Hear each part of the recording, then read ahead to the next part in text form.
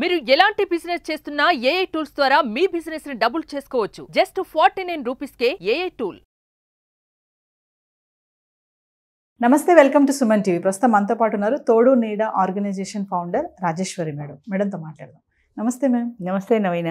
Ma'am, చాలామంది తల్లులు, ముఖ్యంగా అంటే అందరు కాదు, కొంతమంది తల్లులు ఉన్నారు అలాంటి వాళ్ళు, అతి గారాబం చేస్తారు పిల్లల్ని. అవును. ఏమంటే మా వయసులో, మా టైంలో మేము ఇలా లేము, మేము ఇలా ఉండలేదు, అలా ఇలా లేదు, మా పిల్లలు అలా ఉండకూడదు అని అతి గారం చేస్తూ అడిగిందల్లా కొనివ్వడము, చెప్పిందల్లా చేయడము, ఇలాంటివి చేస్తూ ఉంటారు. ముఖ్యంగా టీనేజర్స్ని తీసుకుందాం మన వీడియోలో. అంటే అలా చేయడం వల్ల ఎంతవరకు నష్టం అంటారు? మంచి పక్కన పెడితే నష్టాలు ఎలా ఉంటాయంటారు? ఒకప్పుడు రోజుల్లో, అంటే మా చిన్నతనాలు ఉన్న రోజుల్లో పిల్లల మీద ఎంత ప్రేమ ఉన్నా ఎట్ ది సేమ్ టైం ఒక డిసిప్లిన్ కూడా ఉండేది, క్రమశిక్షణ ఉండేది. అంటే ఇది ఏదైనా నోరు విప్పి నాన్నతో చెప్పాలంటే భయం. తల్లితో చెప్పి తల్లి ద్వారా తండ్రి దగ్గరికి వెళ్లాల్సిందే తప్ప డైరెక్ట్గా తండ్రితో మాట్లాడే ధైర్యం పూర్వకాలంలో లేదు. 10 మంది పిల్లలు ఉన్నా కూడా అంత క్రమశిక్షణతో పెంచేవాళ్ళు. పూర్వం ఈ ఫ్యామిలీ ప్లానింగ్ లేవు కదా. ఆ తర్వాత ముగ్గురు తర్వాత ఇద్దరు తర్వాత ఒకటి. అసలు ఇప్పుడు మాకు పిల్లలే వద్దనే పరిస్థితి వచ్చింది. అంచేత ముగ్గురు పిల్లలు, ఇద్దరు పిల్లలు అనేటప్పటికీ వీళ్ళ మనసులో కూడా ఇక కంటామా, ఇక పెంచుతామా, ఇద్దరు పిల్లలే కదా అనే ఫీలింగ్ తోటి వాళ్ళు అడిగిందల్లా ఇచ్చేయటం. రెండోది ఏంటంటే, ఆడవాళ్ళు కూడా ఉద్యోగాలు చేయడం మొదలుపెట్టిన తర్వాత పొద్దున్నే ఆఫీసులకు వెళ్ళిపోతారు, సాయంత్రానికి వస్తారు. పిల్లలతో గడిపే తీరిక ఓపిక వాళ్ళకు ఉండవు. సాయంత్రం వచ్చిన తర్వాత అలసిపోయి ఉంటారు. అంచేత పిల్లలు ఏదైనా కావాలి అని పీడిస్తున్నారు అనుకో, ఏడిపించి పిల్లలు కింద పడి దొల్లైనా ఏడుస్తారు వాళ్ళ మాట సాగేదాకా. వీడికి గొడవ తగ్గిపోతుంది కదా అని వెళ్ళి కొనుక్కో అన్నం డబ్బులు ఇచ్చేయడం. అలా చిన్నతనం నుంచి పిల్లలకి ఒక విషయం అర్థమవుతుంది, మనం ఏడ్చి గారాబం చేస్తే మన మాట చెల్లుతుంది అని. అప్పటి నుంచి వాళ్ళు మొండిగా ఏడవటం, వీళ్ళు ఇచ్చేయడం, వాళ్ళు పోయి కొనుక్కోవడం. అది చిన్న చిరుతిళ్ళు కావచ్చు, అది సినిమా కావచ్చు, అది షికారు కావచ్చు. వయసు పెరుగుతున్న కొద్దీ దాంతోపాటు ఇవే పెరుగుతాయి. చిన్నప్పుడు సైకిల్ తొక్కుకోవడం దగ్గర వచ్చిన కూడా పెద్ద అయ్యాక కారు దగ్గరికి వస్తుంది. నాన్న కారు నేర్చుకుంటా, వాడికి 16 ఏళ్ళు ఉంటాయి. వాడు కారు నేర్చుకునే వయసు కాదు, వాడికి మైనారిటీ తీరాలి, కారు డ్రైవింగ్ తెచ్చుకొని లైసెన్స్ తెచ్చుకొని కారు నడపాలి. ఈలోగా లైసెన్స్ గట్రా ఏముండదు. వాడు కారు తాళాలు ఇచ్చేస్తాడు తండ్రికి ఆరామం కొద్దీ. వీడు పెడతాడు, ఎక్కడో యాక్సిడెంట్ చేస్తాడు. అక్కడి నుంచి వాడి మీద కేసు, ఆ కేసు మాపుకోవడానికి డబ్బులు ఖర్చు పెట్టడం. ఇంత చేస్తారే కానీ వాడిని క్రమశిక్షణతో పెంచాలి అన్న ఆలోచన ఉండేది కాదు పూర్వం. ఎందుకు లేదు అంటే అది వాళ్ళ మైండ్ సెట్ అంతే. ఎందుకు అంటే మనం కారణం చెప్పలేం. ఏదో చిన్నపిల్లాళ్ళే, మన పిల్లడికి మనం ఇవ్వకపోతే ఎవరిస్తారు? చిన్నప్పుడు నేను సైకిల్ తొక్కుకుంటానంటే మా నాన్న నాకు సైకిల్ కొనివ్వాల, అందుకని అది నా మైండ్లో ఉండిపోయింది. ఇప్పుడు నా కొడుకు కారు అడిగితే కొనివ్వగల స్తోమతలో ఉన్నాను కదా, కొనుక్కోరా కారు, లేదా నా కారు తాళం వేసుకో, తిరుగు హాయిగా. జల్సాలు, పార్టీలు, పిక్నిక్లు. ఇప్పుడు క్లాస్ 4 పిల్లలు కూడా వాళ్ళు సెలవులు అడుగుతుంటారు అప్పుడు, డ్రైవర్లు కానీ పనులు కానీ. మా అబ్బాయి బర్త్డే ఇవాళ, వాళ్ళ పిల్లల బర్త్డే వాళ్ళు తప్పనిసరిగా చేసుకోవచ్చు, తప్పులేదు, సంతోషం పాలు పంచుకోవాల్సింది. కానీ వాళ్ళు వాళ్ళ క్లాస్మేట్లను పిలుస్తారు, ఆ ఏజ్ పిల్లల్ని పిలుచుకుంటారు. కేక్ కటింగ్లు, వాళ్ళు కూడా కేక్ కటింగ్లు చేసుకుంటున్నారు, వాళ్ళు కూడా ఇవన్నీ చేస్తున్నారు. తర్వాత దాన్ని ఏమంటారో తెలియదు నాకు, మన సినిమా హాల్స్ దగ్గర మాల్స్ ఉంటాయి కదా, మాల్స్లో పిల్లలు ఆడుకునే అవన్నీ ఉంటాయి. అక్కడ పిల్లల్ని తీసుకెళ్ళి వీడు కార్డు ఇచ్చేస్తారు, వాళ్ళ క్రెడిట్ కార్డో డెబిట్ కార్డో ఇచ్చేస్తారు. అది పెట్టి వాళ్ళు ఇష్టం వచ్చినంత ఖర్చు పెట్టుకుంటారు. ఎంతైనా ఖర్చు పెట్టుకుని 1000 కానీ 2000 కానీ 3000 కానీ వాళ్ళు ఆడుకుంటూ ఉంటారు. ఈ పేరెంట్స్ అక్కడ కాపలా కూర్చుంటారు. నేను చాలామందిని చూశాను, అంటే ఫేస్ తెలిసిపోతుంది కదా, మిడిల్ క్లాస్ మనుషులు కూడా వాళ్ళ పిల్లల్ని తీసుకొచ్చి ఇక్కడ ఈ ఆటలు ఆడించేంత అవసరమా? అవి ఏమన్నా స్పోర్ట్స్ గేమ్స్ హెల్త్కి సంబంధించినవా కాదు కదా.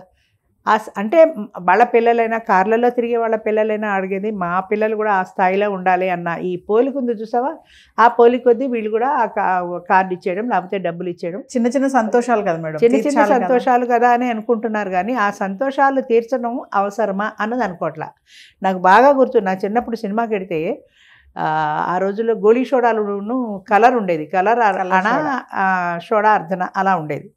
ఆ అణా పెట్టి కలర్ కొనమంటే మా నాన్నగారు ఎప్పుడు కొనేవారు కాదు. నాకు సినిమా హాల్ నుంచి ఏడుస్తూ ఇంటికి వెళ్ళడం బాగా గుర్తు నాకు. ఎందుకు అణా పెట్టి సోడా కొనివ్వలేని స్తోమతలో లేరు ఆయన. ఆ బయట వాటర్తో చేసేది మంచిది కాదు హెల్త్కి, అది వద్దు. ఒకసారి అలవాటు అయితే ఇంక అదే అలవాటు అవుతుంది. ప్రతిసారి సినిమా నుంచి వచ్చినప్పుడల్లా నాన్న కలర్ తాగుతానంటూ ఉంటుంది. అందుకని ఆయన బ్యాన్. నాకు తెలిసినంత వరకు ఆయన నాకు ఎప్పుడు అణా పెట్టి సోడా కొనివ్వాల, అదే కలర్ కొనివ్వాల. అది బాగా నా మైండ్లో ఉండిపోయింది.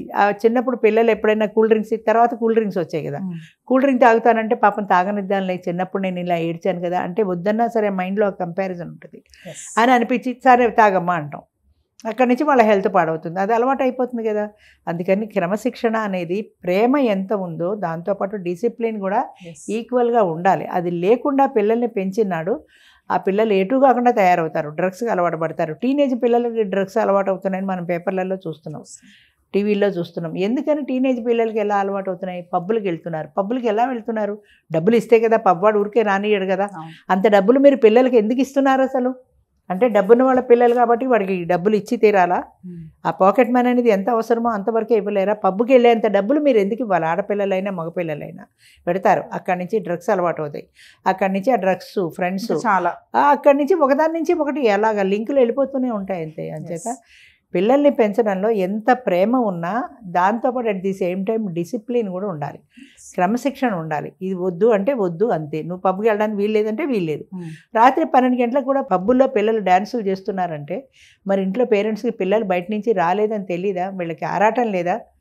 వీళ్ళు ఇంతవరకు ఎందుకు రాలేదని అనుకోరా? లేటుగా వచ్చినాడు క్రమశిక్షణలో పెట్టరా, రేపటి నుంచి నువ్వు 7 గంటలకల్లా ఇంట్లో ఉండాలి, 7 దాటితే నువ్వు బయటికి వెళ్ళడానికి వీల్లేదని ఎందుకు కట్టడి చేయరు? సొసైటీ అలా ఉంది, టెక్నాలజీ పరంగా పరుగులు పెడుతుంది కదా అంటున్నారు. సొసైటీ అంటే ఎవరు చెప్పు? మీరు, నేను, మనలాంటి 10 మంది కలిస్తేనే కదా సొసైటీ. సొసైటీలో అందరూ అలా చేస్తున్నారని మనం కూడా అదే తప్ప ఎందుకు చేయాలి? మనం ఎందుకు సిన్సియర్గా ఉండకూడదు? మన పిల్లలు ఎందుకు క్రమశిక్షణతో పెరగకూడదు? మా పిల్లలు ఉన్నారు, నేను ఎవరిని ఫారిన్ కంట్రీ నేను పంపించలేదు, వాళ్ళు కూడా పెడతామని ఎప్పుడు గొడవ చేయలేదు. ఒక ఆయన ఎవరో పరిచయం చేస్తూ మేడం గారు పలానా ఆవిడకి 3 పిల్లలు అందరూ ఫారిన్లో ఉన్నారని చెప్పాడు. మా పిల్లలు ఎవరు ఫారిన్లో లేరండి, అందరూ ఇండియాలోనే ఉన్నారు. ఆయన చూపు నేను ఇప్పటికి మర్చిపోలేదు. ఎంత చీప్గా చూశాడంటే ఇండియాలో ఉన్నారా అని.